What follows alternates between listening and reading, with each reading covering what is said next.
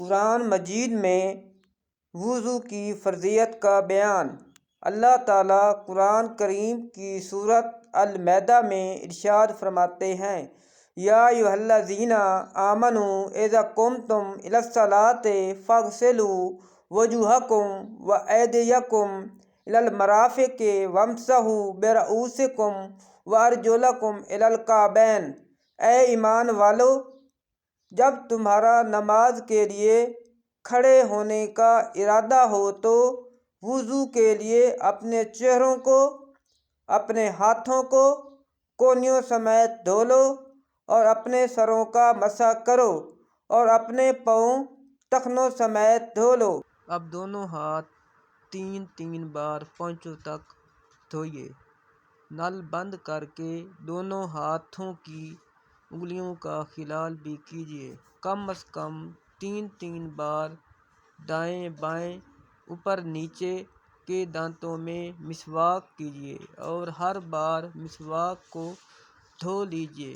اب سیدھے ہاتھ کے 3 چلو پانی سے ہر بار نل بند کر کے اس طرح 3 کلیاں کیجیے کہ ہر بار منہ کے ہر پرزے پر حلق کے کنارے تک پانی بہہ جائے۔ اگر روزہ نہ ہو تو غرغرہ بھی کر لیجیے۔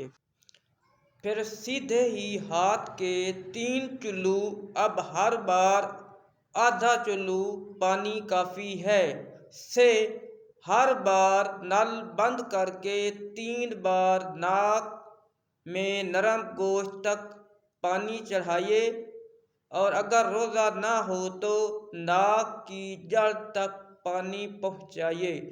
اب نل بند کر کے الٹے ہاتھ سے ناک صاف کر لیجیے اور چھوٹی انگلی ناک کے سوراخوں میں ڈالیے۔ 3 بار سارا چہرہ اس طرح دھوئیے کہ جہاں سے عادتاً سر کے بال اگنا شروع ہوتے ہیں وہاں سے لے کر تھوڑی کے نیچے تک ایک کان کی لو سے دوسرے کان کی لو تک ہر جگہ پانی بہہ جائے۔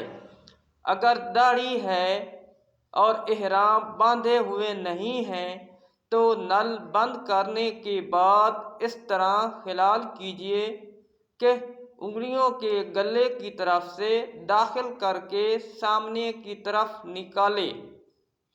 پھر سیدھے ہاتھ انگلیوں کے سرے سے دھونا شروع کر کے کونیوں سمیت 3 بار دھوئیے۔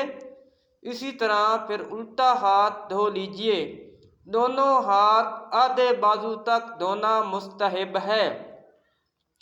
اب نل بند کر کے سر کا مسح اس طرح کیجیے کہ دونوں انگوٹھوں اور گلے کی انگلیوں کو چھوڑ کر دونوں ہاتھ کی 3 3 انگلیوں کے سرے ایک دوسرے سے ملا لیجیے۔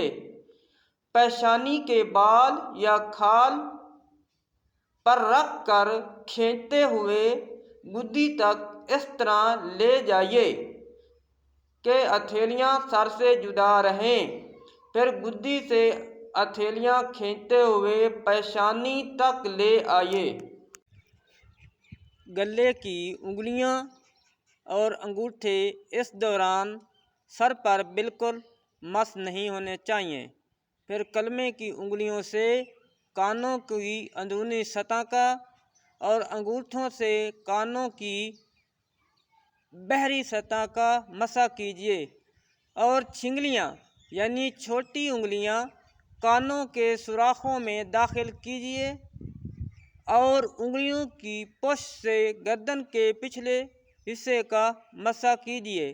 بعض لوگ گلے کا اور دھلے ہوئے ہاتھوں کی کوہنیوں اور کلائیوں کا مسح کرتے ہیں، یہ سنت نہیں ہے۔ پہلے سیدھا پھر الٹا پاؤں ہر بار انگلیوں سے شروع کر کے ٹخنوں کے اوپر تک، بلکہ مستحب ہے کہ آدھی پنجلی تک 3 3 بار دھو لیجیے۔ دونوں پاؤں کی انگلیوں کا خلال کرنا سنت ہے۔ خلال کے دوران نل بند رکھیے۔ اس کا مستحب طریقہ یہ ہے کہ الٹے ہاتھ کی چنگلیاں سے